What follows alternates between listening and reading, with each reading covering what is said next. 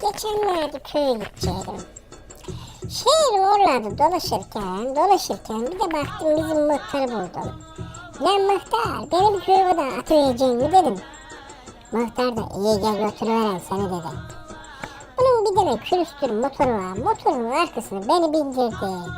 Enseye bak enseye bak enseye. Yani enseye bak sağın solun bakma dedi durdu. Galiba ben de bilmiyorum işte ottuk arkaya bir sağa bakayım derken bir sola bakayım derken motoru muhtar tutamayıverdi bir düşüverdik galiba bir taklalar atıverdik düştük de öyle galiba her yerlerimiz çizildi. Muhtar dedim bir türlü şu motoru bilmesini bilemedin dedim. Muhtar da la aman eşek sikesçe dedi ben sana enseye bak demedim mi enseye bak bir sağın solun bakıyorum dedi.